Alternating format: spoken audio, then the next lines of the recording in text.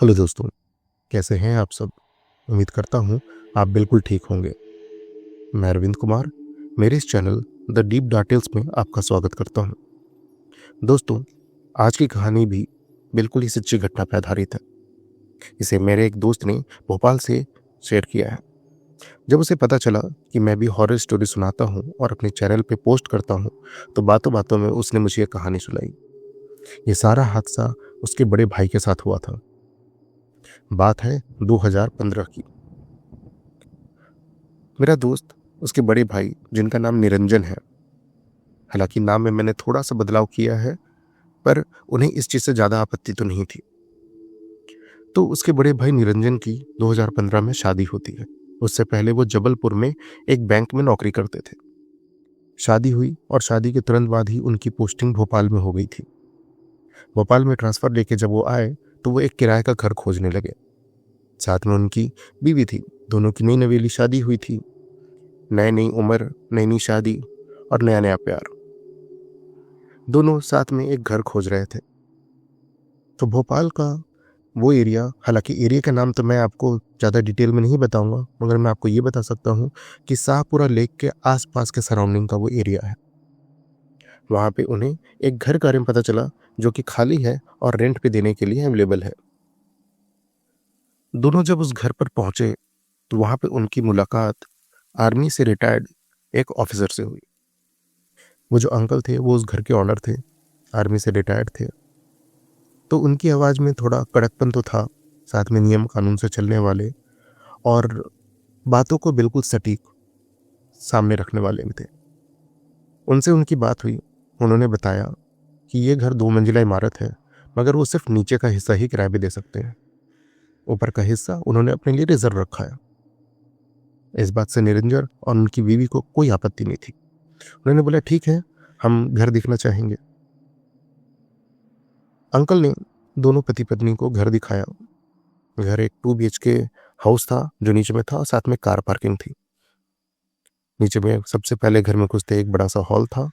उससे अंदर जाने पे एक डाइनिंग हॉल और उससे लगे हुए 2 बेडरूम, किचन, लैट्रिन, बाथरूम और घर के आगे एक छोटा सा लॉन। एक नए नवेले जोड़े पति पत्नी जिनके पास अभी बहुत बड़ा परिवार नहीं है, उनके लिए 2 BHK मोर देन इनफ था। उन्हें घर बहुत पसंद आया। घर का आसपास की लोकेलिटी भी बहुत अच्छी थी, तो उन्होंने तुरंत ही हाँ कह दिया। अंकल ने बोला, मैं घर के लिए हाँ तभी कहूँगा जब मेरी कुछ शर्तें तुम मानोगे। पहली बात, किराए की। 2015 में उन्होंने जो किराया बताया उस घर का, वो बताया था 12,000 रुपये। और ये निरंजन को बहुत ही नॉर्मल किराया लगा। वो इस किराए के लिए तुरंत तैयार हो गया। वो एक बैंक कर्मचारी था और उसके लिए ये किराया बहुत ही आम था। उसने बोला वो किराए के लिए तैयार है। अंकल ने दूसरी बात बोली, इस घर का मेंटेनेंस तुम्हें करते रहना होगा। मतलब नीचे की साफ सफाई, पानी में अगर कोई दिक्कत है, लाइट की कोई दिक्कत है, तो वो सबका तुम्हें ही देखना पड़ेगा। निरंजन इस बात के लिए भी तैयार हो गया। तीसरी शर्त अंकल ने रखी कि ऊपर का हिस्सा मेरा है, तुम ऊपर की ओर नहीं जा सकते हो। निरंजन ने ध्यान दिया था घर में घुसते वक्त ही कि बाहर से एक सीढ़ियां थी जो निरंजन के जो किराए पे जो घर ले रहा था उसके दरवाजे के पास से ही शुरू होती थी और वो सीधा ऊपर वाले फ्लोर के लिए जाती थी और फिर वहां से छत के लिए चली जाती थी। अंकल ने साफ साफ मना किया कि तुम्हें इन सीढ़ियों से ऊपर जाना मना है। दिन हो या रात हो तुम ऊपर नहीं जा सकते। निरंजन ने बोला ठीक है, हम छत पे नहीं जाएंगे, ना ही हम ऊपर जाएंगे। अंकल ने बोला ठीक है। साथ ही निरंजन ने एक चीज ध्यान दिया, उन सीढ़ियों पर जो लोहे की सीढ़ियां थीं, उनमें हैंडल भी लोहे का था, रेलिंग भी हैंडल की थी। उन पे थोड़ी दूरी पे आगे जाके एक लोहे का छोटा सा गेट था। मतलब इंसान के कमर की हाइट तक का एक गेट था। और वो गेट इसलिए था कि कोई उन गेट से ऊपर की ओर ना जाए। सीढ़ियों पे कई बार बच्चे खेलते हुए या कोई बात करते हुए चला जाता है, तो वो ऊपर की ओर ना जाए, इसलिए वो गेट बना हुआ था। अंकल ने बोला, यहाँ आसपास के लोग बहुत अच्छे हैं, पर मैं कोशिश करूंगा कि तुम अपने काम से काम रखो।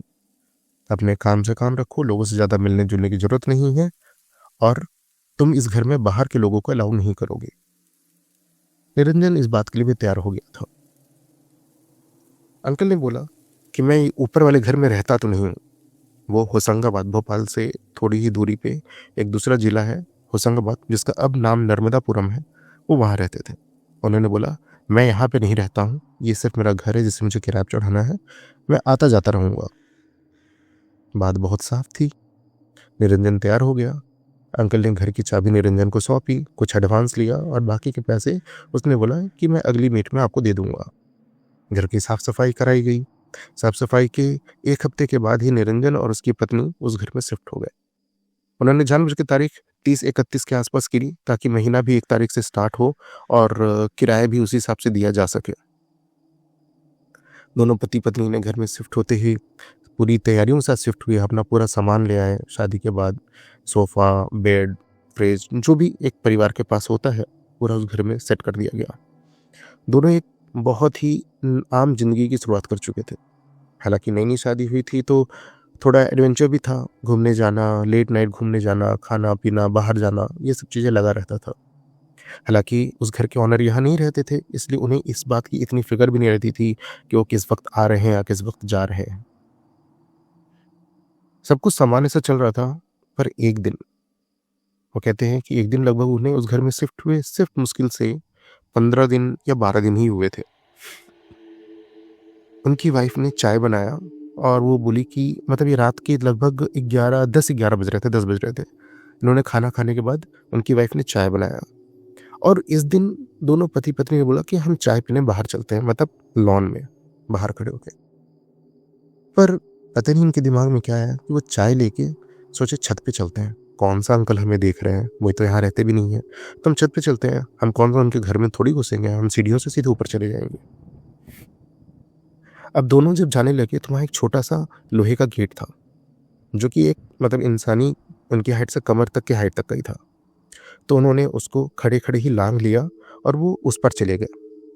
दोनों ने अपनी चाय की कप ली और सीढ़ियों से होते हुए सीधे छत पे चले गए। छत पे काफ़ी देर टहला, टहलते हुए लगभग वहीं पे चाय पिया और कितना समय बिताया उनको ध्यान नहीं है। पर वो कहते हैं कि वो तकरीबन वहाँ पे 2.5-3 घंटे बैठे, छत पे ही बैठे रहे, बात करते रहे और शहर को वहाँ से उनको शाहपुरा के लेक का एरिया दिखता था, तो उन्होंने उधर की ओर देख रहे थे, तो वो उन्हें अच्छा लग रहा था, ठंडी हवा चल रही थी। तकरीबन 1:30-2 बजे, जितना भी समय उन्होंने बिताया 2-2.5 घंटे, जब वो नीचे आने लगे सीढ़ियों से, तब उन्होंने ध्यान दिया कि सीढ़ियों पे मतलब जो सीढ़ियों फर्स्ट मतलब छत से जब वो फर्स्ट फ्लोर की तरफ आ रहे थे और उनका घर तो ग्राउंड फ्लोर पे था, तो फर्स्ट फ्लोर के पास में सीढ़ियों पे 2 लोग खड़े थे। ये देखकर उनकी बीवी जो आगे आगे चल रही थी वो डर गई और वो पीछे की ओर हो गई। उसने इशारे से अपने पति को रुकने के लिए कहा और पीछे की ओर पीछे जाने के लिए कहा। दोनों पीछे वापस छत पर आ गए। अब यहाँ पर निरंजन की पत्नी ने उनसे कहा कि सीढ़ियों पर कोई खड़ा है। मतलब उसने बहुत धीमी आवाज में बोली कि सीढ़ियों पर कोई खड़ा है। निरंजन को एक बात के लिए लगा कि ऐसा तो नहीं है कि वो दोनों छत पर है और कोई चोर घर में घुस गया हो या कोई डकैत घर में आ गया हो, क्योंकि 2015-14 या अभी भी बड़े शहरों में ये सब चलता है। कई बार खाली घर देखकर चोर घुस जाते हैं। तो उसको ये लगने लगा कि हो सकता है कोई चोर हो, तो वो छत पे ही उन लोग दोनों वहीं खड़े रहे थोड़ी देर तक। फिर निरंजन भी आगे बढ़कर जब देखा तो उसे भी वो 2 लोग दिखे, पर वो पूरी तरीके से आगे जाकर नहीं दिखा। उसे जहाँ तक उनके पैर दिख रहे थे वहीं से पीछे हो गया। बोला हाँ, वो अभी भी वहाँ खड़े हैं।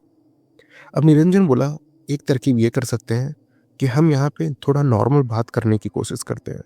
शायद वो चोर को ये लगे कि हम लोग छत पर हैं या छत पे कोई है जो जगा हुआ है, तो शायद वो भाग जाए, क्योंकि और तो कोई तरीका मुझे भी दिख नहीं रहा है। मैं फ़ोन लेके भी नहीं ऊपर आया हूँ ताकि मैं पुलिस को फ़ोन कर सकूँ। निरंजन की वाइफ बोली कि हाँ, ऐसा हो सकता है। तो उन्होंने छत पे जानबूझ के थोड़ा टहलने लगे और बात करने की एक्टिंग करने लगे ताकि उनकी आवाज़ थोड़ा और नीचे तक जाए। और इस तरह से उन्होंने बात किया, अच्छा चलो अब घर चलते हैं यार, बहुत देर हो गया, अब सोया जाए, ताकि सामने वालों के आभास हो जाए कि यहाँ पे कोई और भी है जो इधर की ओर आ रहा है, तो अगर वो चोर होगा तो वो भाग जाएगा। इन्होंने सेम ट्रिक की और वो बात करते करते सीढ़ियों की तरफ वापस बढ़े। इस बार निरंजन आगे था और उसने झांक कर देखा तो अब वहां पे कोई नहीं था। फिर भी निरंजन थोड़ा सतर्क हो गया, कहीं ऐसा ना हो कि अंधेरे में कोई छिपा हो और वो वापस आ जाए। अब दोस्तों, यहाँ पे एक बात जो मैंने आपको बताना भूल गया वो ये था कि ऊपर और फ्लोर की लाइट हमेशा ऑफ रहती थी। उनकी बालकनी की सीढ़ियों के पास में हमेशा अंधेरा रहता था, तो ऐसा नहीं था कि वहाँ पे कोई उजाले का सोर्स था। वो फर्स्ट फ्लोर पे पूरा अंधेरा रहता हमेशा, क्योंकि ना वहाँ कोई रहता था, लाइट ऑफ रहती थी, सिर्फ फर्स्ट फ्लोर का बाहर का गेट दिखता था और कुछ भी नहीं, पूरा अंधेरा। जो लाइट थी, जो भी सब कुछ था, वो सिर्फ नीचे ग्राउंड फ्लोर वाले घर पे ही रहता था। इवन छत पे भी अंधेरा ही रहता था। अब इस बार निरंजन सीढ़ियों पर आगे थे, वो आगे बढ़ने लगे। बढ़ते बढ़ते जब उन्होंने ध्यान देते देते उतरा तो वहाँ पे कोई नहीं था। उनकी बीवी उनके पीछे थी। दोनों ने जल्दी से वो छोटा सा गेट था उसको पार किया और नीचे की ओर जाने लगे। तभी निरंजन की पत्नी ने पीछे मुड़कर देखा और उसने पाया कि वो जो घर ऊपर वाला घर था उसका दरवाज़ा थोड़ा सा खुला हुआ था। हालांकि उसमें हमेशा ताला लगा रहता था, पर इस वक्त वो दरवाज़ा थोड़ा सा खुला था, मतलब 4-5 उंगल जितना आप नाप सकते हो, या एक हाथ से एक बित्ते का आप नाप सकते हो, उतना वो दरवाज़ा थोड़ा सा खुला हुआ था। निरंजन की वाइफ ने बिना कुछ बोले निरंजन को जल्दी से इशारा किया कि जल्दी जल्दी चलो। निरंजन जल्दी जल्दी नीचे आए, उनकी वाइफ भी नीचे आई। दोनों जल्दी से अपने घर में घुस गए और ताला लगा लिया, अंदर से लॉक कर लिया। अब निरंजन भी यहाँ एक बार फिर से अपने घर में चारों तरफ घूम कर देखते हैं कि ऐसा तो नहीं है कि उनके घर में भी कोई घुस गया हो, पर घर में कोई नहीं था। तो उन्होंने ताला लगाया, घर के अंदर चले गए अपने बेडरूम में। बेडरूम को भी अंदर से लॉक कर लिया। तब निरंजन की बीवी ने निरंजन से एक बात बताई कि तुम्हें पता है, जब हम नीचे आ रहे थे तब मैंने देखा ऊपर वाला घर का दरवाजा खुला हुआ था। कहीं ऐसा तो नहीं वो चोर ऊपर वाले घर में घुस गए हों। ये बात निरंजन को भी बहुत मतलब दूसरे वे में बहुत डरावनी लगी कि अगर ये चोर है, कुछ चोरी हो गई तो कल को सारी बात इसके ऊपर आ जाएगी कि तुम ही नीचे रहते हो, जरूर तुम लोगों ने किसी को घुसाया होगा या तुम लोगों ने कुछ किया है। उसे इस बात का डर लगने लगा कि ये इल्जाम सारा उसके ऊपर ना आ जाए। निरंजन ने सुबह 5 बजे तक का वेट किया। 5 बजे सुबह उसने अपने ऑनर को फ़ोन लगाया। उसने बोला कि अंकल, हमें ऐसा लगता है इस घर में चोर घुसे हैं। अंकल ने बोला कि क्यों, तुम्हें ऐसा क्यों लगता है? बोले कि कल हम ऐसे ही सीढ़ियों के पास खड़े थे, हम ऊपर नहीं, उसने ये नहीं बोला कि हम छत पे गए थे, उसने झूठ बोल दिया कि हम सीढ़ियों के पास खड़े होकर ऐसे ही ऊपर देख रहे थे तो हमने देखा आपके घर का दरवाज़ा खुला हुआ था और फिर हम तुरंत नीचे आ गए, फिर मैंने आपको फ़ोन लगाया। अब ये बात अंकल को बहुत ही अजीब से लगी। वो बोले कि तुम ऊपर क्या करने गए थे? बोले नहीं नहीं, हम ऊपर नहीं गए थे। मेरी वाइफ बस पेड़ के पत्ते पड़े थे सीढ़ियों पे, तो वो झाड़ू से सीढ़ियों को साफ कर रही थी, तब उसने देखा। उन्होंने बात को थोड़ा घुमा दिया इस तरीके से करके। अंकल बोले ठीक है, तुम लोग घर में रहना, मैं 2 से 3 घंटे में वहाँ पहुँच जाऊँगा। अब होशंगाबाद से भोपाल आने में आपको 3-3.5 घंटे लग जाते हैं, अगर आप अपनी गाड़ी से आ रहे हैं या किसी ट्रेन से आ रहे हैं जैसे। तो वो अंकल अगले 3-4 घंटे के अंदर ही वापस से आ गए यहाँ पे। हालांकि वो अपनी खुद की कार से आए और आते ही उन्होंने निरंजन को सबसे पहले तो डांटना शुरू कर दिया कि जब मैंने तुम्हें मना किया है सीढ़ियों से ऊपर जाने के लिए, तुम लोग क्यों गए? निरंजन ने बोला हम ऊपर नहीं गए थे, हमने सिर्फ यहीं पे थोड़ी बहुत साफ सफाई करनी थी, इसलिए हमें वो दिख गया था। अंकल सीधे बोले ठीक है, नीचे रहो, मैं ऊपर जाकर देखता हूँ।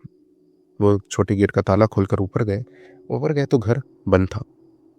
वो उससे ऊपर फिर छत पर गए और छत से जब नीचे आए तो वो सीधे निरंजन को डांटने लगे। बोले तुमने मुझसे झूठ बोला, तुम और तुम्हारी बीवी झूठे हो, मैंने तुमसे पहले ही बोला था कि कोई छत पर नहीं जाएगा। निरंजन बोला कि हम छत पे नहीं गए थे। अंकल ने बोला मुझे वहाँ पे 2 चाय के कप मिले हैं।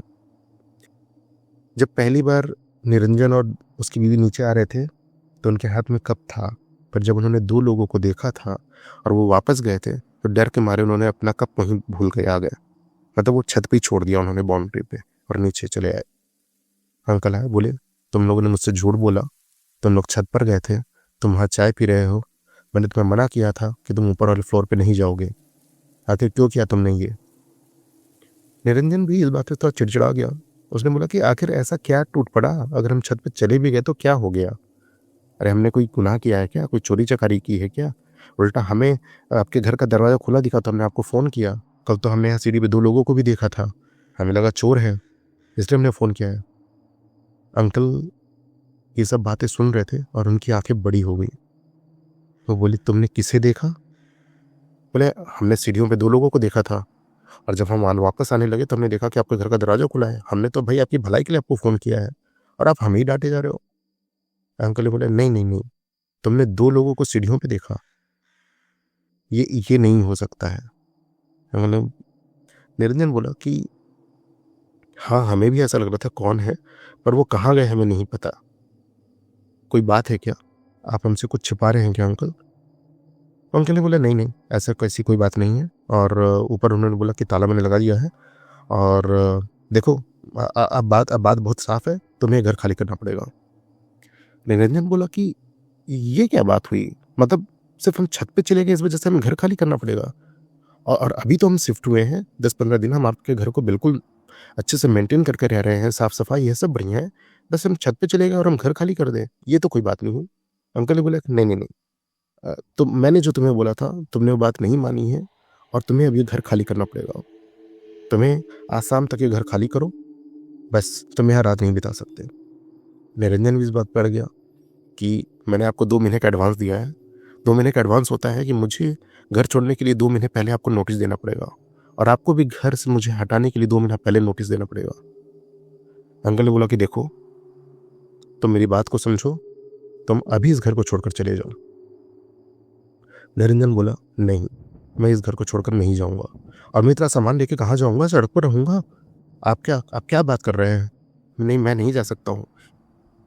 दोनों के बीच में काफ़ी बहस हो गई, कहा सुनी हुई।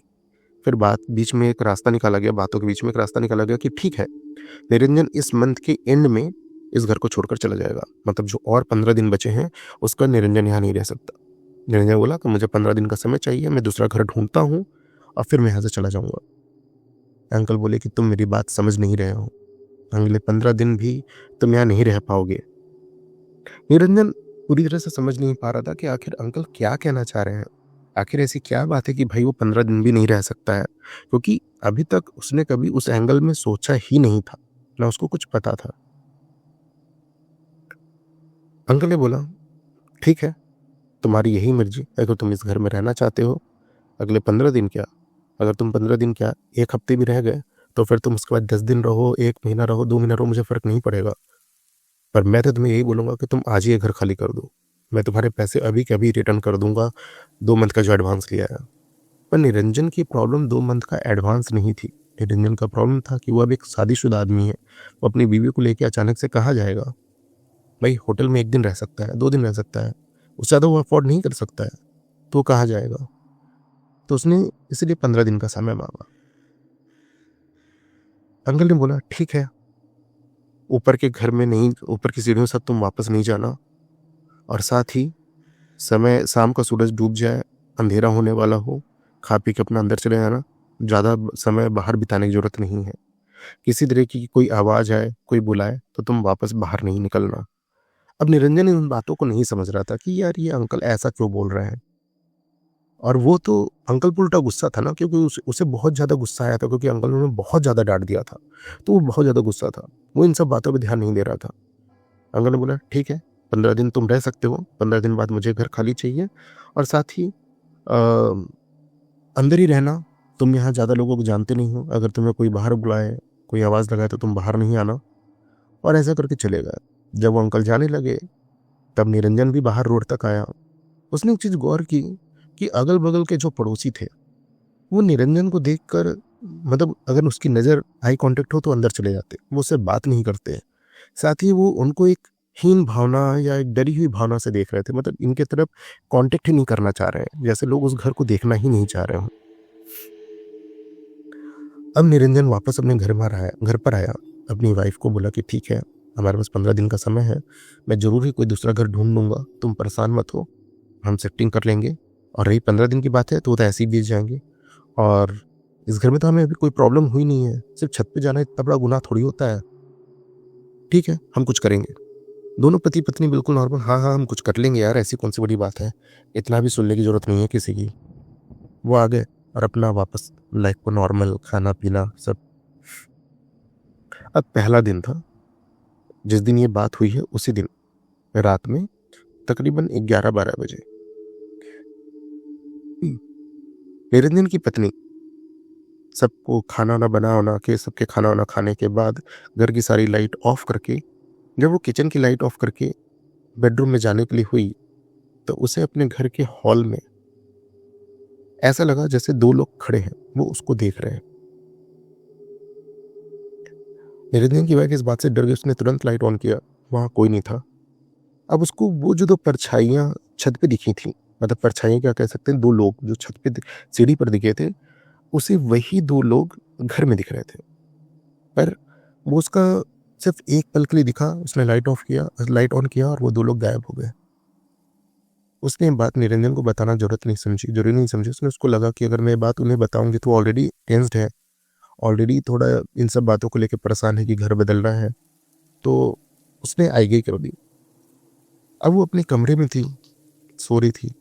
फिर वो रात में उठी, उसे वॉशरूम जाना था, जो कि बेडरूम से अटैच था। जब वो टॉयलेट में जाने के लिए उसने लाइट ऑन किया, तो उसको एक 1 सेकंड के लिए, जितनी देर में अंधेरे से लाइट ऑन होती है, वाइट होती है, उसको ऐसा लगा कि बाथरूम में 2 लोग खड़े थे, जो कि लाइट ऑन होते ही गायब हो गए। मतलब वो सिर्फ़ 1 मिनट का आभास था, जिसे हम काइंड ऑफ भ्रम भी कह सकते हैं, ये उसका भ्रम हो सकता है। और ये बात फिर उसको मतलब थोड़ी अजीब लगी, वो डर गई एक्चुअली में, बहुत ज़्यादा डर गई। और वो अपने कमरे में आई वापस से, और उसको अब नींद नहीं आ रही थी। उसने उसने सोचा कि निरंजन को मैं जगाऊँ, फिर उसे लगा कि इसे सुबह-सुबह उठकर बैंक जाना है, काम करना है। मैं इसे अगर परेशान करती हूँ, ये सब बात बताती हूँ, तो ये बहुत ज़्यादा परेशान हो जाएगा, क्योंकि निरंजन भी अपनी बीवी से बहुत प्यार करता था, और अगर वो ऐसा कुछ सुनता कि उसकी बीवी डर रही है, तो जो ऑब्वियसली वो परेशान हो जाता। निरंजन सो रहा था, उसकी वाइफ़ भी वापस सो गई। पहली रात उसको हालाँकि अच्छी नींद नहीं आई, क्योंकि वो बहुत ज़्यादा डरी हुई थी। अब दूसरे दिन बिल्कुल नॉर्मल निकला, निरंजन अपने ऑफ़िस चला गया। उसकी वाइफ़ ज़्यादातर समय बाहर लॉन में बिताई, धूप में बैठी रही, और उसे घर के अंदर एक्चुअली में ना जाने में डर लग रहा था, कहा जाए तो। तो उसने ज़्यादातर समय लॉन में ही बिताया, सिर्फ़ वो खाना बनाने अंदर जाती, खाती और वापस लॉन में आ जा रही थी। उसने थोड़ा देर बाहर रोड पे भी टहला, और वो कोशिश की कि वो अगल-बगल के पड़ोसियों से मिले, बट कोई भी बाहर नहीं था, ना कोई इससे ऐसा मिलना चाह रहा था। अगर कोई बाहर खड़ा भी दिखता, तो इसकी वाइफ़ को देख के लोग घर में अंदर घुस जाते। अब ये वापस से घर में आई, और शाम का समय था, 6-7 बज रहे थे, और निरंजन बैंक से ऑब्वियसली 5 बजे जैसे आ जाता था, वो भी आ चुका था। वो भी अपने कमरे में कपड़े बदल रहा था, चाय पी रहा था, और यहाँ पे उसकी बीवी ने सोचा कि वो अपने पति को सारी बात बता दे कि मुझे कुछ अजीब-सा आभास हो रहा है इस घर में। पर उसने फिर, मतलब मुझे ऐसा लगता है, या जब ये कहानी मैंने सुनी, शायद उस समय भी अगर वो अपने पति को ये सब बातें बताती, तो बेटर रहता। पर उसने कुछ भी बताया नहीं। ये दूसरी रात है, पहली रात के बाद, मतलब पहली रात जो हुआ, दूसरी रात है, वो अपने कमरे में सो रही थी। मतलब वो और उसके पति सो रहे थे, और कमरे का दरवाज़ा थोड़ा-सा खुला हुआ था, मतलब जिससे हॉल में जाया जा सकता है, वो वाला का दरवाज़ा थोड़ा-सा खुला हुआ था। इसकी अचानक ही रात में तकरीबन 1 डेढ़ बजे नींद खुली, और उसने देखा कि वो दरवाज़ा जो थोड़ा-सा खुला है, वहाँ से 2 लोग इसे झाँक रहे थे। मतलब वहाँ पे ऐसा लग रहा था दरवाज़े के पीछे उस पार 2 लोग खड़े हैं, जो कि इसकी बीवी को ही देख रहे थे। इस बार इसे साफ-साफ 2 आँखें, नाक, एक बहुत ही डरावनी-सी स्माइल, मतलब बहुत, बहुत ही डरावनी स्माइल थी। चेहरा बिल्कुल कटा-फटा, सड़ा हुआ-सा था, और 2 चेहरे थे जो इसको देख रहे थे। ये देख के उसकी चीख निकल पड़ी। ये चीख से निरंजन भी उठ गया। उसने बोला, क्या हुआ? उसकी वाइफ ने बोला कि 2 लोग यहाँ खड़े थे, 2 लोग दरवाजे पे खड़े थे। निरंजन तुरंत दौड़कर गया, लाइट ऑन किया, पूरे घर में देखा, वहाँ कोई 2 लोग नहीं थे। मतलब पूरे घर में कोई नहीं था, घर बंद था। वो आया और अपनी वाइफ से बोला, क्या हुआ? तुम इतना डर क्यों गई हो? उसकी वाइफ ने बोला कि तुम नहीं मानोगे, मुझे कल से इस घर में 2 लोग दिख रहे हैं। वो मुझे कभी किचन में, कभी हॉल में, कभी वॉशरूम में, और अभी मैं सो रही थी तो मुझे दरवाजे पे दिखे, और वो दरवाजे के उस पार से हमें झाँक रहे थे। ये दरवाज़ा बंद नहीं था ना, थोड़ा खुला हुआ था वहाँ से। उसके पति ने बोला कि शायद तुम बहुत ज़्यादा डर गई हो। तुम इस बारे में ज़्यादा सोच रही हो, क्योंकि कल रात ही तुमने 2 लोगों को देखा है। मैंने भी देखा था, पर तुम उस चीज़ को इतना इफ़ेक्ट मत हो, वो कुछ भी नहीं है।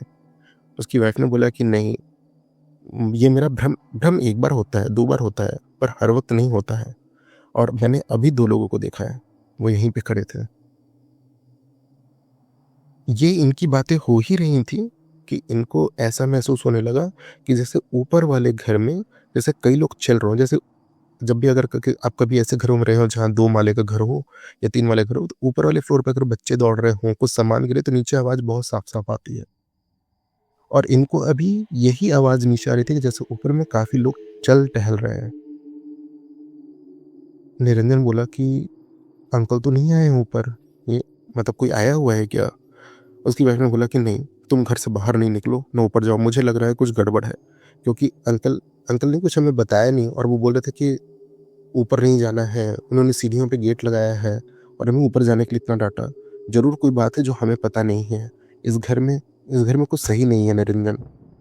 निरंजन बोला कि अगर मुझे पता चलता है इस घर में ऐसा कुछ नहीं है, तो हम ये घर अभी छोड़ देंगे। मगर पहले मुझे कन्फर्म तो करने दो कि जो हम सोच रहे हैं वही है बात या कोई और बात है। निरंजन बोला मैं ऊपर देख कर आता हूँ। अभी तो अंकल नहीं है ना और मैं ऊपर नहीं जाऊँगा, मैं सिर्फ़ सीढ़ियों में उस गेट तक जाऊँगा जहाँ पे गेट लगा है, मैं उससे ऊपर नहीं जाऊँगा। वहाँ से अंकल के घर का दरवाज़ा दिखता है, मैं देखूँगा कोई आया है क्या, दरवाज़ा खुला हुआ होगा। जब वो ऊपर की ओर जाने लगा बाहर में, मतलब सीढ़ियों से ऊपर गया, तो उसने पाया फिर से आज घर का दरवाज़ा थोड़ा-सा खुला हुआ था। वो फिर से दबे पाँव वापस नीचे आया, उसने बोला कि घर में ऊपर कोई आया हुआ है, घर का दरवाज़ा फिर से खुला हुआ है।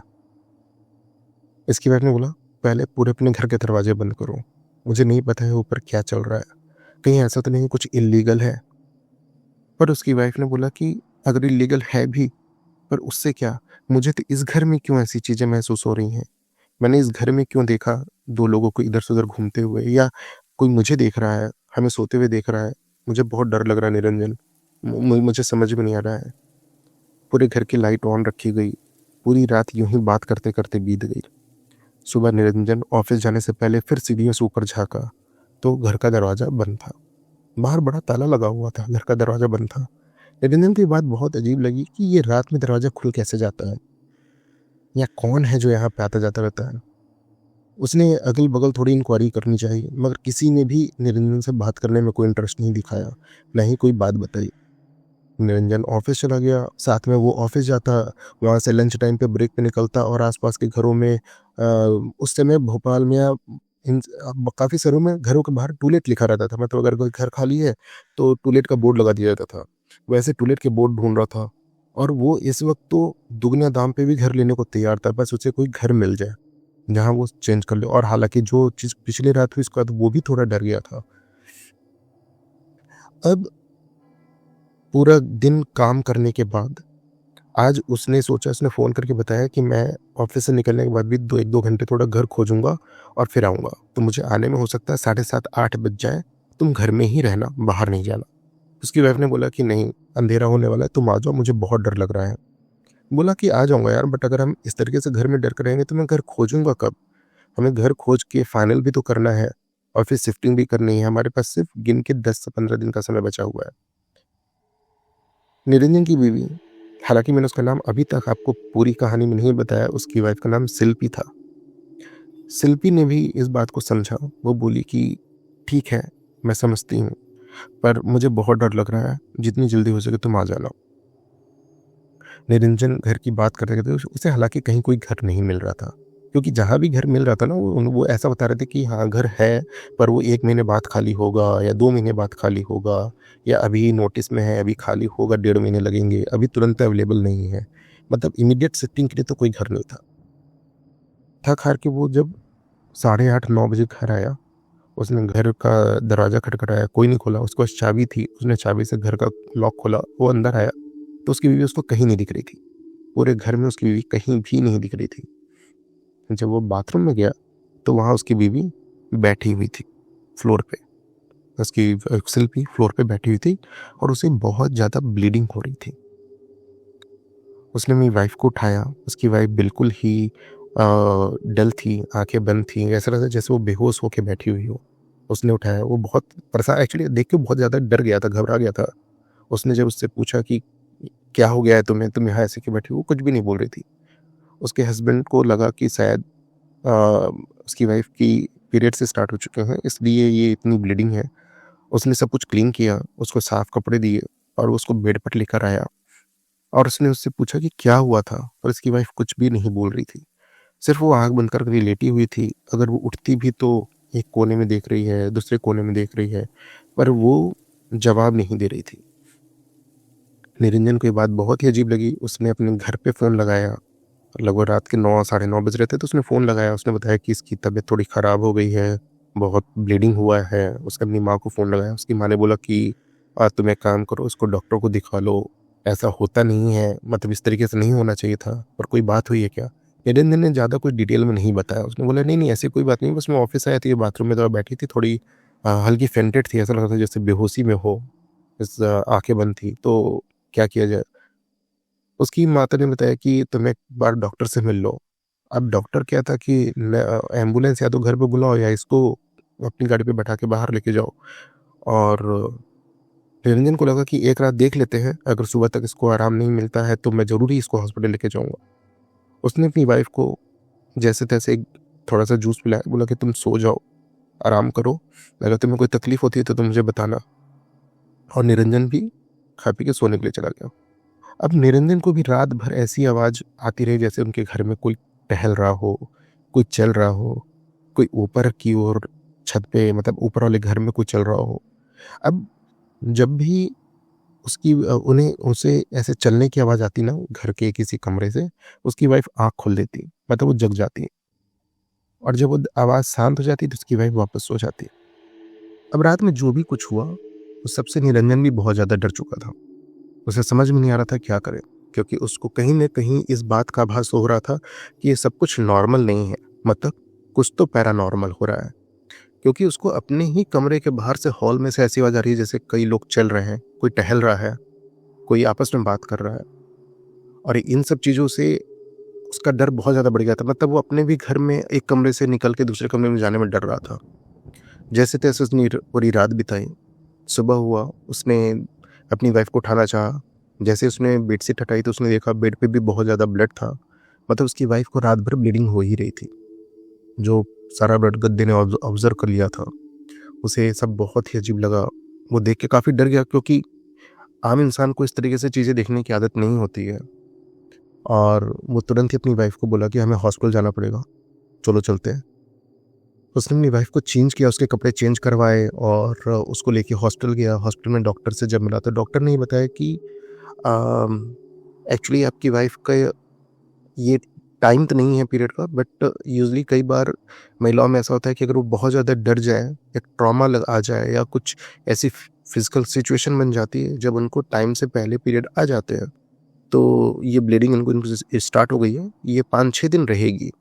पर जो जिस तरीके से इनको ब्लीडिंग फ्लो में हो रही है, इस तरह से इनको शरीर इनका बहुत ज़्यादा वीक हो रहा है। इनको थोड़ा-सा बेड रेस्ट की ज़रूरत है और मैंने मेडिकेशन लिख दिया है। आप चाहें तो हॉस्पिटल में रख सकते हैं, पर रखने से कोई फ़ायदा नहीं है। अगर ज़्यादा दिक्कत होती है तो आप वापस हॉस्पिटल ला सकते हैं, बट फ़िलहाल आप घर भी ले जा सकते हैं। डॉक्टर की सलाह पे और शिल्पी ने भी बोलने लगी कि उसे वापस घर जाना है। और निरंजन को भी लगा कि ठीक है, घर पे ये शायद आराम कर पाएगी, ज़्यादा बेटर। बट निरंजन को वो भी डर लग रहा था कि घर पे कुछ भी ठीक नहीं है, कहीं इसकी तबीयत और ना ख़राब हो जाए। पर शिल्पी की ज़िद के आगे वो कुछ कर नहीं पाया, उसे वापस अपनी वाइफ़ को लेके घर आना पड़ा। डॉक्टर ने काफ़ी सारी मेडिसिन दी थी, इमरजेंसी नंबर दिए थे कि अगर कुछ भी इमरजेंसी में आपको लगता है तो आप फ़ोन करिएगा, एम्बुलेंस तुरंत आ जाएगी, सब कुछ। पर ज़िद थी शिल्पी की, उसे घर आना है, तो सब लोग घर आ गए। अब आज की रात निरंजन जब घर आया, मतलब शाम हो गई थी, वो ऑफ़िस तो नहीं जा पाया, ऑब्वियसली छुट्टी उसको लेनी पड़ी तबीयत की वजह से।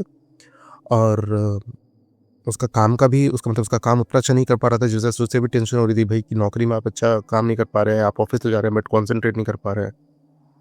अगला दिन, मतलब उसी दिन, सॉरी, जिस दिन वो हॉस्पिटल से आए उसी दिन रात में बताया कि वो खाना बना रहा था और किचन में, और उसने बेडरूम का दरवाज़ा खोल रखा था ताकि किचन से अपनी बीवी को देख सके कि उसकी तबीयत कैसी है। और उसकी वाइफ़ लेटी हुई थी और वो अपने पति की तरफ ही देख रही थी, बट चेहरे पे कोई भाव नहीं थे, ना खुशी के, ना उदासी के, जैसे वो एक अनजान इंसान हो।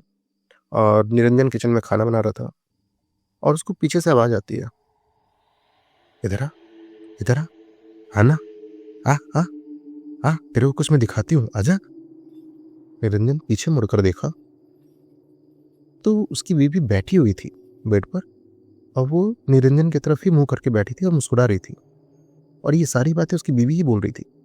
और उसे बहुत अजीब लगा क्योंकि निरंजन की वाइफ शिल्पी कभी उससे ऐसे बात नहीं करती थी। वो हमेशा उससे आप बैठिए, आप खाइए, आप इधर आइए, अगर उसे बुलाना भी हो तो ऐसे ही बोलती थी कि सुनिए ज़रा इधर आइएगा। वो कभी इस तरीके से नहीं बात करती थी। उसे बहुत अजीब लगा कि शिल्पी ऐसे क्यों बोल रही है। फिर वो शिल्पी तरफ बोला, क्या हुआ, तुम्हें कुछ चाहिए? शिल्पी फिर उससे कहती है, नहीं नहीं, तू इधर आना, हाँ हाँ मेरे पास आ, तुझे मैं कुछ दिखाती हूँ, तुझे देखना था ना कौन है, आ आ मैं तुझे दिखाती हूँ, आजा आजा। निरंजन बहुत ज़्यादा डर गया कि नहीं, ये शिल्पी की आवाज़, मतलब शिल्पी ऐसा बोल ही नहीं सकती है। वो शिल्पी के पास थोड़ा गया, उसने बोला, क्या हुआ है तुम्हें, तुम ऐसे क्यों बिहेव कर रही हो? और शिल्पी बस वापस से बेड पे लेट गई। उसने कुछ भी नहीं बोला, ऐसा जैसे कुछ हुआ और उसको उससे कोई मतलब नहीं है, वो कोई अलग ही इंसान हो। निरंजन इस वक्त बहुत ज़्यादा डर चुका था। जो बिहेव शिल्पी ने किया आज रात, उससे ज़्यादा बहुत ज़्यादा डर चुका था। वो वापस किचन में गया, ऑब्वियसली क्योंकि खाना बन रहा है तो उसको रोक नहीं सकता है। वो खाना बना रहा है। जिस वक्त वो खाना बनाता भी था ना, उसे ऐसा लगता है जैसे बाथरूम में किसी ने नल खोल दिया हो। बाथरूम में जाता तो सब कुछ ठीक है, उसे लगता है हॉल में कोई, मतलब आगे वाला कमरा जो सोफे का कमरा था, हॉल था, वहाँ कुछ टहल रहा हो। वो वहाँ जाता तो वहाँ भी कोई नहीं। मतलब पूरे घर में कोई महसूस तो होता था कि कोई चल फिर रहा है, कोई बात कर रहा है, बट कोई दिखता नहीं था। और शिल्पी का बिहेवियर तो जैसा मैंने बताया, वो अजीब सा ही बिहेव कर रही थी। वो खाना बना के, खाना अपना और अपनी वाइफ का लेके कमरे में आया। उसको क्या जैसे-जैसे उसने 2-4 चम्मच खिलाए, फिर से उसके पूरे कपड़े बदले क्योंकि ब्लीडिंग बंद नहीं हो रही थी। पूरे कपड़े बदले और जो भी महिलाओं की चीज़ें रहती हैं, सैनिटरीज़, ये सब कुछ उसने सब खुद से बदला, सब कुछ किया और उसको साफ-सुथरे कपड़े पहनाए, सोने के लिए लेटाया और खुद भी उसके बगल में बैठ गया। उसको नींद तो आ नहीं रही थी क्योंकि वो चाह रहा था ऑब्ज़र्व करना कि कहीं इसकी तबीयत और ना ख़राब हो, और ख़राब होगी तो उसे एम्बुलेंस को कॉल करना पड़ेगा, बुलाना पड़ेगा।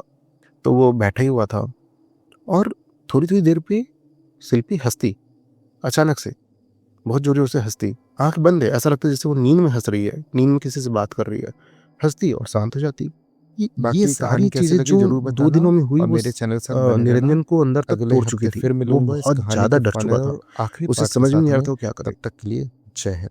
उसने उसी वक़्त इतनी रात में अपने दोस्त को फ़ोन लगाया, बोला कि भाई बहुत बड़ी परेशानी हो गई है। यार मेरी वाइफ़ की तबीयत बहुत ज़्यादा ख़राब हो गई है, मैं क्या करूँ? तो भई अगर आप किसी को ऐसे फ़ोन करके बोलेंगे कि तबीयत ख़राब है, तो वो यही सलाह देगा कि हॉस्पिटल जा, हॉस्पिटल में फ़ोन लगा। उसने बताया कि नहीं भाई, वो हॉस्पिटल वाली बात नहीं है, कुछ मुझे अजीब ही लग रहा है, इसका व्यवहार कुछ अजीब-सा हो गया है। उसकी वाइफ़ ने भी मतलब उसके दोस्त ने बोला निरंजन से कि भाई अगर ऐसी कोई बात है तो एक काम कर, उसको अपन, तू बोले तो किसी मंदिर में लेके चलते हैं, उधर दिखा के लाते हैं। मतलब मुझे भी इस फील्ड में कोई आइडिया तो है नहीं क्या कर सकते हैं। ऐसे देखा है टीवी फिल्मों में कि मंदिर लेके जाते हैं, चीज़ें ठीक हो जाती है। निरंजन बोला, अच्छा ठीक है, तू तू रख, मैं सुबह कुछ करता हूँ। अब निरंजन रात भर सो नहीं पाया। वो रात भर अपनी वाइफ के पास बैठा रहा। उसकी वाइफ की हरकतें वही थी। जैसे ही उन्हें कोई महसूस होता कि कोई ऊपर वाले फ्लोर पे चल रहा है या घर में कुछ चल रहा है, उसकी वाइफ हंसने लगती, अजीब से हंसती और फिर आँख बंद करके सो जाती। अगला दिन निरंजन ने अपनी वाइफ को बोला कि तुम आराम करो, मैं बाहर कोई घर देख कर आता हूँ, तुम बस घर में रहना, कहीं जाना नहीं। मैं जाता हूँ बाहर घर देखने के लिए और वहीं से ऑफिस जाऊँगा और अटेंडेंस लगा कर फिर मैं कुछ देर का ब्रेक लेकर आ जाऊँगा। फिर लंच के बाद फिर जाऊँगा, थोड़ी देर काम करके आ जाऊँगा, पर मैं ज़्यादा छुट्टी नहीं ले सकता हूँ, तो तुम आराम करो। निरंजन ये बोलकर घर से निकला और ऑफिस जाने से पहले ही, आप इस चीज़ को कह सकते हैं कि जब आप बहुत ज़्यादा परेशानी में होते हैं ना, तो आपको कोई एक रास्ता दिखाता है। ऑफिस में जाने से पहले ही उनकी गली से निकलते ही 2 गली छोड़कर एक छोटा-सा हनुमान जी का मंदिर है रोड के साइड में। वो हनुमान मंदिर पे उसकी नज़र पड़ी। बस उसने अपनी गाड़ी वहीं रोक दी। वो हनुमान मंदिर में गया, बैठकर रोने लगा और रोते-रोते वो भगवान से प्रार्थना करने लगा कि प्लीज़ सब कुछ ठीक कर दो। हमने आखिर ऐसा क्या बिगाड़ा, हमने क्या गलती करी है? तभी वो पुजारी जी वहाँ आए उसके पास। उन्होंने बोला कि क्या हुआ बेटा ऐसा-ऐसा? उन्होंने बोला कि पंडित जी मैं बहुत ज़्यादा परेशान हूँ। उसने सब कुछ अपने दिल की बात उनके सामने रख दी कि ये सब चीज़ें हो रहा है, क्योंकि वो चाहता था किसी से सब कुछ बताना। पुजारी जी ने बोला कि बेटा, ये जो भी तुम बता रहे हो इससे ऐसा लग रहा है कि ये कोई ऊपरी हवा है जो तुम्हारी बीवी के ऊपर लग चुकी है और ये साधारण नहीं है। अगर मैं ये नहीं कहता हूँ कि तुम उसका डॉक्टरी इलाज मत कराओ, तुम इलाज कराओ, तुम उसको जहाँ ले जाना ले जा सकते हो ले जाओ, पर मैं तुम्हें बोलूँगा एक बार उसको इस मंदिर में ना तुम आना चाहो कोई बात नहीं, तुम किसी भी मंदिर में लेके जाओ, भगवान हर जगह एक ही है। उसको एक बार मंदिर में लेके जाओ, और फिर अगर और भी ज़्यादा चीज़ें खराब होती हैं तो तुम उन्हें मेहंदीपुर बालाजी लेके जा सकते हो, कहीं भी लेके जाओ, बट तभी इस चीज़ों का उपाय हो पाएगा, क्योंकि वरना ये सब चीज़ें इतना आसानी से पीछा नहीं छोड़ती हैं।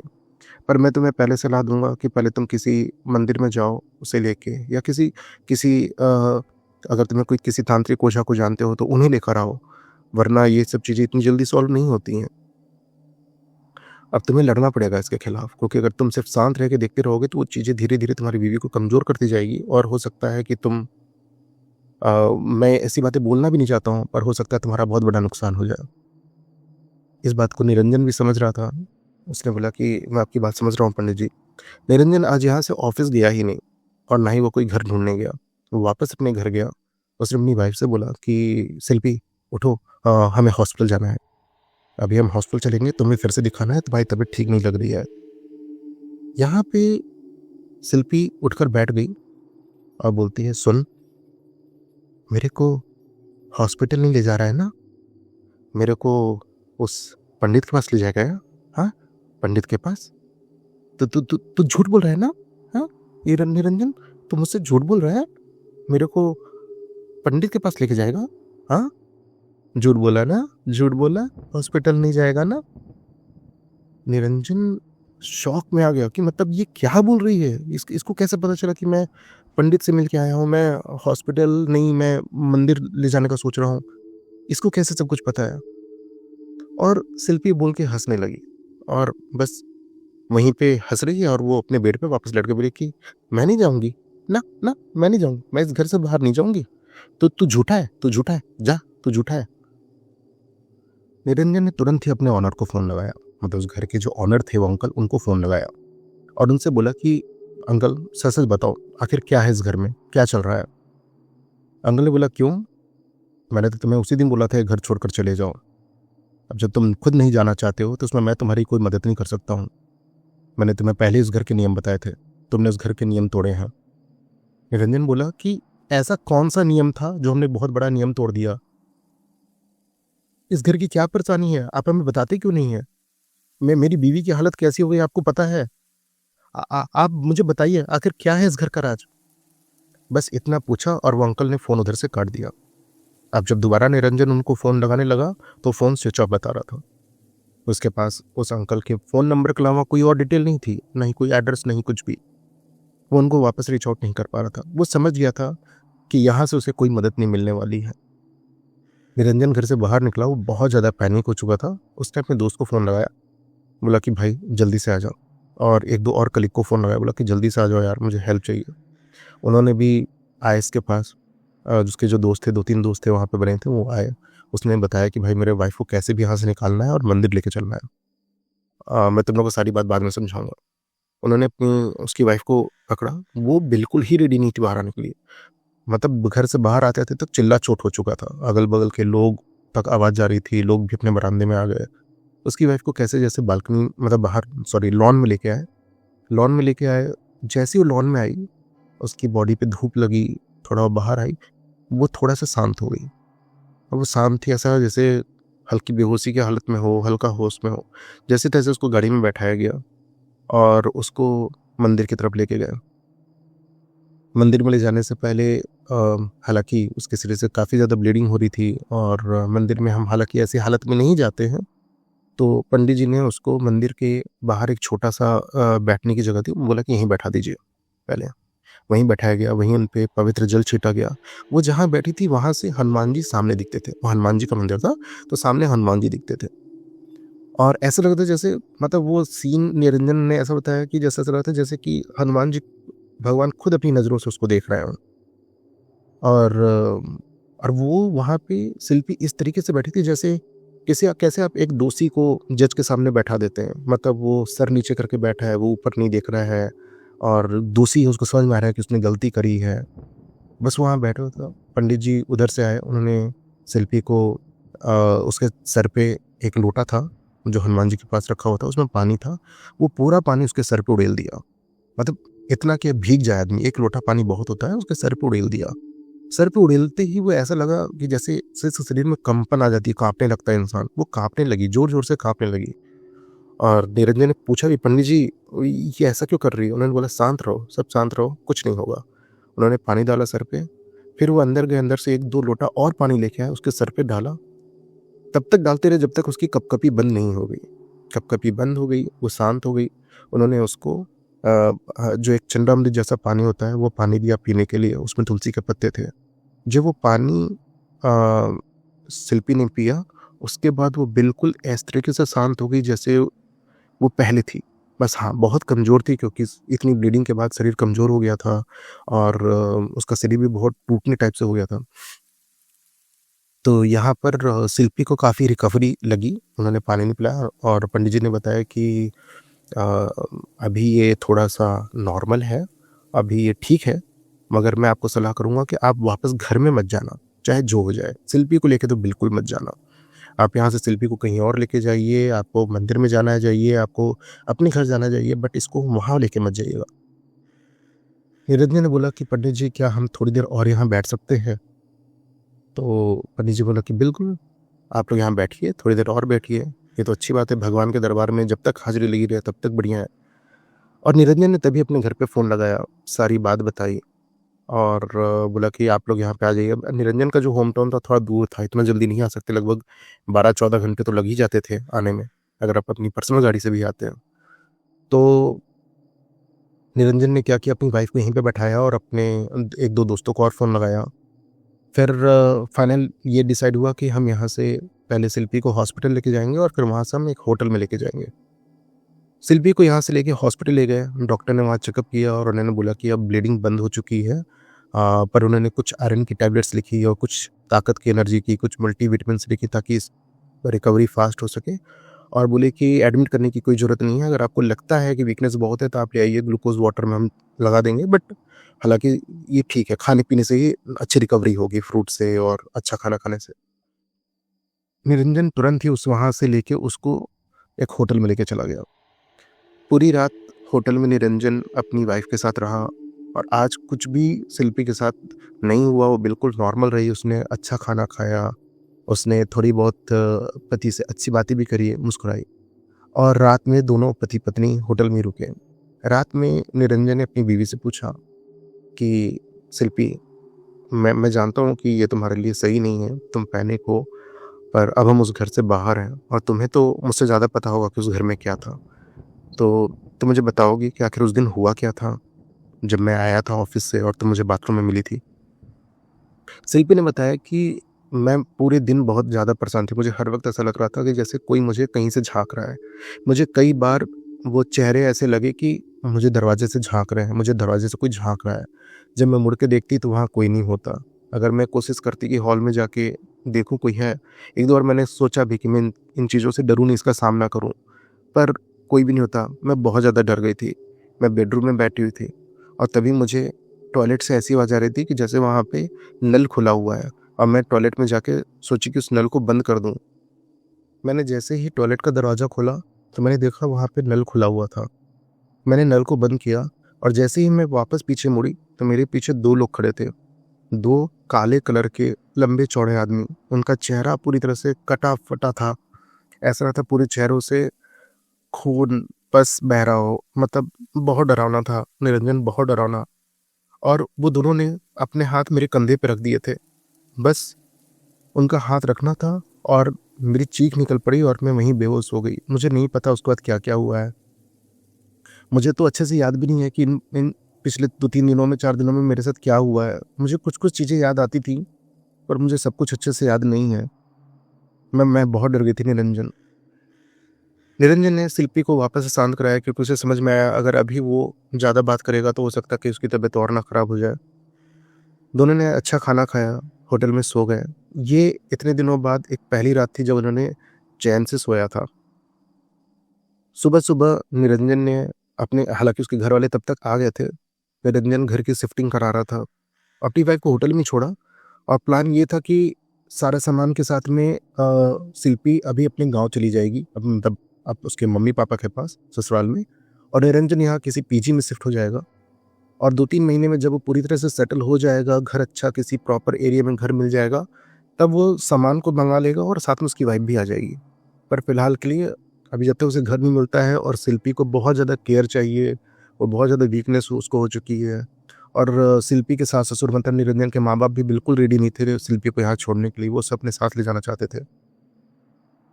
तो यही प्लान निरंजन को भी सही लगा, और एक्चुअली में यही प्लान सही भी था, ताकि उसकी रिकवरी अच्छी हो सके। और शिल्पी को भेज दिया गया, मतलब भेजना था।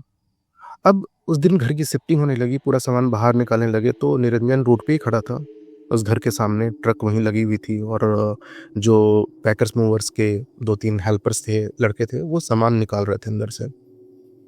निरंजन बाहर ही खड़ा था और काफ़ी टेंशन में दिख रहा था। तभी वहाँ पड़ोस के एक अंकल आए, और वो अंकल ने बोला कि क्या हुआ बेटा, तुम लोग शिफ्ट कर रहे हो क्या? तो निरंजन ने बोला कि हाँ अंकल, हम लोग यहाँ पर नहीं रहेंगे, और बस हम यहाँ से जा रहे हैं। वो अंकल ने वापस पूछा, और तुम्हारी बीवी, वो ठीक है? निरंजन ने बोला हाँ, मेरी बीवी भी अब ठीक है, और अब हम बस आज ही शिफ्ट कर रहे हैं, और फिर कभी इस घर में नहीं आएंगे, और मैं अपनी बीवी को यहाँ वापस ही लाना चाहता था, तो वो ठीक है अभी। और बाकी हमने क्या क्या झेला है मैं आपको क्या ही बताऊँ अंकल। तो अंकल बोलते हैं मुझे पता है तुमने क्या क्या झेला होगा, क्योंकि इस घर में जो भी आता है वो यहाँ ज़्यादा दिन टिक नहीं पाता है, ये घर है ही कुछ ऐसा। तो बोला कि निरंजन ने पूछा आपको इस घर के बारे में पता है, आखिर यहाँ क्या है और ये क्या होता है? बोले बेटा यहाँ सबको पता है, यहाँ अगल बगल सभी लोग इस घर के बारे में जानते हैं, कोई इस घर की तरफ देखना तक नहीं चाहता है, ना ही कोई इस घर के मामले में पढ़ना चाहता है। लोग इस घर से दूर ही रहते हैं। अब तो हमारा अपना घर है, तो हम तो कहीं जा नहीं सकते, तो हमें तो यहीं रहना है, पर हम इस घर के गेट तक को नहीं छूते हैं। तुम्हें नहीं पता है, तुम लोग बाहर से आए हो, तुम लोग यहाँ शिफ्ट हुए हो, पर ये घर रहने लायक, रहना तो छोड़ो, ये घर कहलाने लायक ही नहीं है, ये एक श्राप है। निरंजन ने पूछा अंकल मुझे प्लीज़ बताइए, हालांकि तब तक शिफ्टिंग हो रही थी तो काफ़ी समय रहता है, 2-3 घंटे का समय तो रहता ही है जब तक सामान शिफ्ट हो रहा है। उसने बोला अंकल प्लीज़ मुझे डिटेल में बताइए कि आखिर यहाँ क्या हुआ था, ऐसे ही मैं अब यहाँ से जा रहा हूँ। तो उन्होंने बताया कि बेटा आज से 6 साल पहले ये घर बिल्कुल आम घरों जैसा ही था, नॉर्मल घर था। इस घर में एक कर्नल रहते थे, और वो कर्नल उस समय रिटायर्ड नहीं थे, मतलब उनके रिटायरमेंट की ही एज हो चुकी थी, तब वो रिटायर नहीं हुए थे, उनकी नौकरी से 5-6 महीने की बची हुई थी। और उनके 2 बेटे थे, दोनों इसी घर में रहते थे, और उनका पूरा परिवार रहता था। और एक दिन मतलब इनका पूरा परिवार, मतलब दोनों बेटों की जो बीवियां थीं, बच्चे और कर्नल जी की वाइफ, वो होशंगाबाद से भोपाल आ रही थी, और हाईवे पे उनकी गाड़ी का एक्सीडेंट हो गया। गाड़ी का एक्सीडेंट होने से उनका पूरा परिवार एक ही दिन में ख़त्म हो गया था। और इस शॉक में, इस सदमे में आने के से उनके दोनों बेटों ने इस घर में ऊपर वाले फ्लोर में सुसाइड कर लिया था, कि उनका पूरा परिवार ख़त्म हो गया, उन्होंने सुसाइड कर लिया था। और इसकी वजह से जो कर्नल साहब हैं वो सदमे में चले गए, उनकी मानसिक स्थिति थोड़ी सी ख़राब हो गई। वो पहले ऐसे नहीं थे, इतने कड़क स्वभाव के या इतनी बेरुखी से बात नहीं करते थे, अब उनका नेचर बहुत ज़्यादा चेंज हो चुका है। तो उस दिन के बाद से इस घर में जब भी कोई शिफ्ट होता है ना, तो उसको ऐसा महसूस होता है कि जैसे इस घर में उनके अलावा भी कोई और है, रह रहा है। और तब से यहाँ पे आसपास में लोग यही कहते हैं कि कर्नल के दोनों बेटों की आत्मा इस घर में भटकती है। साथ ही ये भी लोग कहते हैं कि उनका बाकी का जो परिवार की डेथ हुई थी वो भी इस घर में आके बस गया है। तो ये घर एक तरह से भूत बंगला है, तुम ये कह सकते हो। इस घर की तरफ तो बेटा रात के बाद हम उधर देखते भी नहीं है। निरंजन को सारी बातें समझ में आ रही थी, क्योंकि इसने सारी चीज़ें महसूस करी थी कि उस घर में जो कुछ भी हुआ था उसने महसूस किया था। बस बातों बातों में तब तक ट्रक का पूरा सामान लोड हो गया था। निरंजन ने वो चाबी, क्योंकि ऑनर से कोई कांटेक्ट तो हो नहीं पा रहा था, ना ऑनर फ़ोन उठा रहे थे, निरंजन ने अपने 2 मंथ के एडवांस की भी फिक्र नहीं करी। उसने वो चाबी घर लॉक करके वहीं सीढ़ियों पे रख दिया, जो लोहे की सीढ़ी थी उस पे रखा, और वहाँ से वो बाहर निकल गया। बाहर निकलने से वहाँ से जाते वक्त वो फिर से उस हनुमान मंदिर पे गया, वहाँ पे दर्शन किए, भगवान को प्रसाद चढ़ाया और उनका आशीर्वाद लिया, और वहाँ से वो होटल चला गया। होटल से उसकी वाइफ और उसके माता पिता और पूरा सामान गांव की तरफ चले गए। उसकी वाइफ 1.5-2 महीने तक गांव में रही, अच्छी रिकवरी हुई, वहाँ पे घर का खाना और सेवा पानी हुई, उसकी वाइफ काफ़ी तक ठीक हो गई। और तब तक यहाँ निरंजन पीजी में रह के एक अच्छा घर ढूंढा, उसका बैकग्राउंड वेरिफिकेशन करा लिया था कि सब कुछ ठीक है, और तब वहाँ अपने परिवार के साथ वो शिफ्ट हुआ। अब निरंजन एक खुशहाल ज़िंदगी जी रहा है, और अभी भी वो भोपाल में ही है, पर उसकी लोकेशन चेंज हो गई, उसकी ब्रांच शिफ्ट हो गई है, और उसका एक छोटा बच्चा भी है, वो बहुत खुश है, बहुत अच्छी ज़िंदगी बिता रहा है। पर दोस्तों, जो उसने उस समय झेला, वो उसकी ज़िंदगी का एक सबक था, और ये सबक हम सबको लेना चाहिए कि जब भी किसी ऐसे किराए के घर में या किसी सेकंड हैंड घर को खरीद रहे हों, या किसी किराए घर में शिफ्ट हो रहे हो, और कोई ये कहे कि ये वाले फ्लोर पे मत जाना, इस कमरे को मत खोलना, या इस अलमारी को कभी मत खोलना, या इस दरवाजे को कभी नहीं खोलना, कभी भी कोई ऐसा कहे तो दोस्तों तब सतर्क हो जाना चाहिए कि ज़रूर कुछ ना कुछ तो ऐसे राज है जिस चीज़ को वो छिपा रहा है। और कई बार शिफ्ट होने से पहले थोड़ा-सा तो बैकग्राउंड वेरिफिकेशन करा लेना। मेरे खुद के कुछ पर्सनल एक्सपीरियंस ऐसे हैं जो मैं आने वाले दिनों में कहानियों में सुनाऊँगा। जब मैंने खुद किराए के घर में या किसी ऐसे जो गवर्नमेंट क्वार्टर्स होते हैं उसमें रहने पे जो मैंने झेला है, और क्योंकि दोस्तों जो वहाँ रहता है उसने क्या-क्या वहाँ किया है, उसके क्या राज़ दफ़न है, किसी को नहीं पता होता है। वो तो जब अगला अगला किराएदार या अगला ओनर रहने आता है, वही उसमें झेलता है, तो उसको समझ में आता है। तो दोस्तों, अगर आप लोगों ने भी कभी ऐसा कुछ सुना है, महसूस किया है, देखा है, जाना है कहीं से भी, तो प्लीज़ कमेंट बॉक्स में एक लाइन में ही लिखना कि हमने भी ऐसा कुछ सुना है, या हमारे भी किसी के साथ ऐसा हुआ था। और अगर आपका डिटेल स्टोरी है तो आप मेरे साथ शेयर कर सकते हो। मैं आपको इस चैनल पे आपकी कहानियाँ सुनाऊँगा। तो दोस्तों, ये कहानी आपको कैसी लगी प्लीज़ मुझे बताना। कहाँ से सुन रहे हो एटलीस्ट वो तो ज़रूरी बताना। और अगर कहानी में कुछ पसंद नहीं आया तो वो भी ज़रूर मैसेज करना। मैं जल्दी मिलूँगा अगली कहानी के साथ में। तब तक के लिए आप अपना ख्याल रखना। पर रुको, अगर अभी तक मेरी कहानी को लाइक नहीं किया तब तो लाइक कर लो। चैनल को सब्सक्राइब नहीं किया तो प्लीज़ सब्सक्राइब कर लो यार, मुझे सपोर्ट चाहिए। मेरे को एटलीस्ट 1 के तो पहुँचाओ। 1 साल से मैं कहानियाँ सुना रहा हूँ, मेरे आज तक 1 के सब्सक्राइबर नहीं हो पाया, तो प्लीज़ 1 के सब्सक्राइबर करवा दो। और पसंद आई है तो लाइक करो, अपने दोस्तों के साथ शेयर करो। कोई भोपाल का हो तो प्लीज़ कमेंट करना, क्योंकि मैंने अपनी ग्रेजुएशन भोपाल से करी है, तो मैं भोपाल को बहुत अच्छे से जानता हूँ। और दोस्तों, जैसा हो प्लीज़ कमेंट करना। तब तक के लिए आप अपना ख्याल रखो। अगले हफ्ते में फिर से मिलूँगा एक नई कहानी के साथ में। जय हिंद।